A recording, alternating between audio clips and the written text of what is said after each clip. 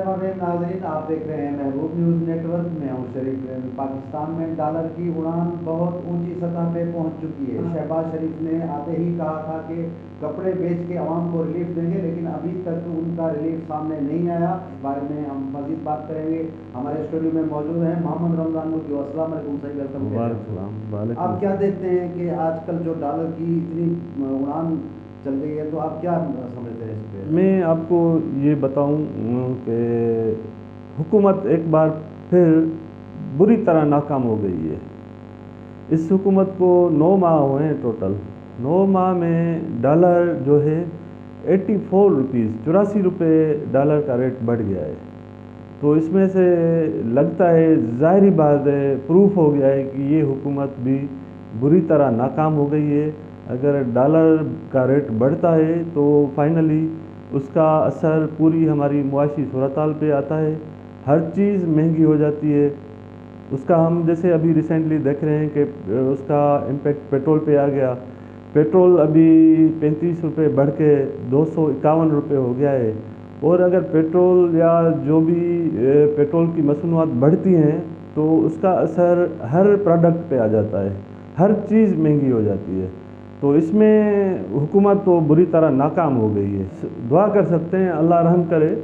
बाकी सूरत हाल तो बहुत ख़राब होगी। जैसे हमारी हुकूमतें हैं, नाल हुकूमतें हैं, ये सिर्फ उनकी वजह से है। जहाँ तक ताल्लुक़ है IMF का, तो जो डॉलर का रेट बढ़ा है ये भी IMF की एक शर्त थी। शर्त इस वजह से थी कि पाकिस्तान के पास अभी जो डॉलर का ज़ख़ीरा है वो 3.6 अरब डॉलर है। 3.6 अरब डॉलर है पाकिस्तान के पास। जबकि जब IMF पाकिस्तान में टीम IMF की आ रही थी तो उसने ये भी शर्त लागू की थी कि पाकिस्तान में जो ज़ख़ायर हैं डॉलर के वो कम से कम 7 अरब डॉलर होने चाहिए। तो मेरे ख्याल में ये जो डॉलर महंगा हुआ है ये भी जानबूझ के इसका रेट बढ़ाया गया है कि जैसा कि लोग सेल करें और हुकूमत के पास ज़ख़ीरे में डॉलर आ जाए ताकि ये शर्त IMF की पूरी हो सके। अच्छा सर, आने वाले इलेक्शन में इनका क्या बयान होगा? क्या चूरन बेचेंगे ये आवाम पे जाके? क्या कहेंगे लोगों को? देखिए, हुकूमत जो भी है, मेरी तकरीबन 47 इयर्स एज है और पाकिस्तान को आज़ाद हुए हुए 63 इयर्स हो गए हैं। मगर पहले दिन से जो भी हुकूमत आ रही है उसमें अगर हम ग्राउंड रियलिटीज़ देखेंगे तो हमारा इदारा कोई भी डेवलपमेंट की तरफ नहीं गया। हमें जो बनी बनाई चीज़ें मिली थी, हम मिसाल के तौर पे लें, रेलवे का जो निज़ाम था वो हमें बना बनाया मिला था, मगर वो भी हमारी हुकूमत मैनेज नहीं कर सकी है, वो तबाह हो गया है। हम इरिगेशन सिस्टम देखें, वो हमें बना हुआ मिला था, हम उसको मेंटेन नहीं कर सके। हालांकि हमारा जो मुल्क है वो एग्रीकल्चर कंट्री है जिसमें हम 70% डिपेंड करते हैं एग्रीकल्चर पे। हमारे हुक्मरानों की नाअहली की वजह से हमारी एग्रीकल्चर तबाह हो गई है। जिनके पास इख्तियार रहा है आज तक वो सब इसके ज़िम्मेदार हैं। मेरे ख्याल से वो ज़िम्मेदार हैं, वो अवाम ज़िम्मेदार नहीं है जो खाने के लिए परेशान है, आटे के लिए परेशान है, डेली मजदूरी भी करती है, मेहनत भी करती है, खून पसीने की कमाई करती है, उसके बाद फिर परेशानी में भी वही है। और जो अयाशियाँ करते हैं, जो मुल्क के पैसे करप्शन करके मुल्क से बाहर ले जाते हैं, वो तो पहले दिन भी खुश थे, वो आज भी खुश हैं, वो तो एंजॉय कर रहे हैं।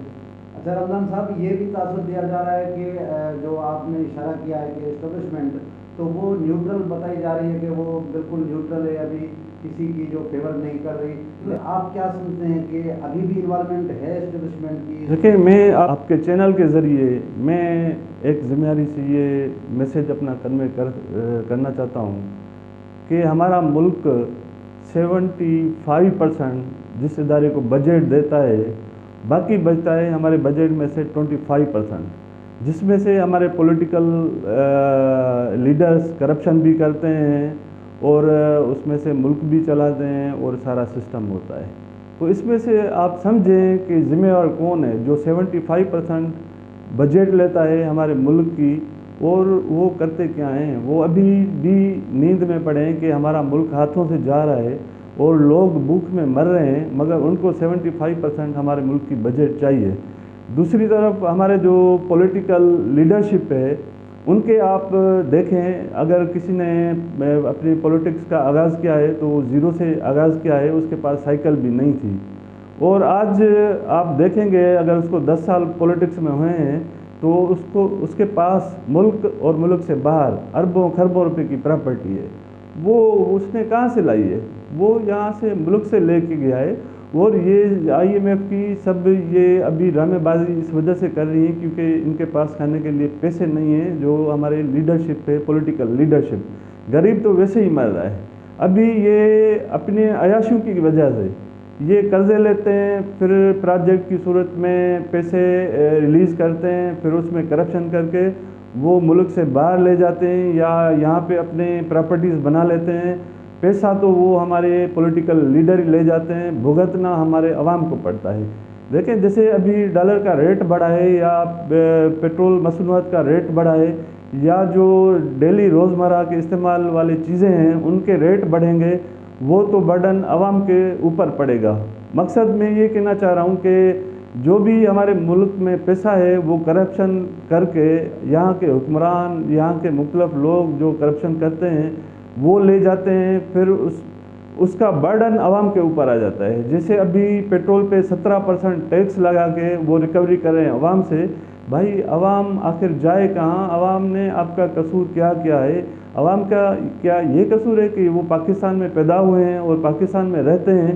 یہ بڑی دکھ والی بات ہے، اور مجھے تو فی الحال اس کا کوئی ریئلائزیشن پولیٹیکل بندوں میں نظر نہیں آتی کہ اس صورتحال میں بھی وہ کوشش یہ کر رہے ہیں کہ کرپشن کرنی ہے، ملک ڈوب جائے، ملک ختم ہو جائے، اس کی ٹینشن کس کو بھی نہیں ہے۔ بالکل آپ صحیح بات کر رہے ہیں، کیونکہ موجودہ حکومت کے جو اخراجات ہیں ابھی جو انہوں نے وزیروں کو جو گاڑیاں دلائی ہیں وہ بھی آپ کے سامنے ہیں کہ ایک طرف ملک جو ہے اس کا دیوالیہ نکل رہا ہے، لیکن دوسری جانب جو ہے ان کی عیاشیاں ہیں وہ ختم ہونے کو نہیں آ رہی۔ آگے کیا ہوگا، کس طرح ہوگا، یہ تو اللہ ہی بہتر جانتا ہے، کیونکہ اسٹیبلشمنٹ ہے یا جو ہمارے ایک ادارے ہیں جو جن کے پاس طاقت ہے ان کو کچھ سوچنا چاہیے، ان کو دیکھنا چاہیے۔ پھر حاضر ہوں گے اگلے کرنٹ ایشو میں، تب تک کے لیے ہمیں اجازت دیجیے۔ اللہ حافظ۔ اللہ حافظ۔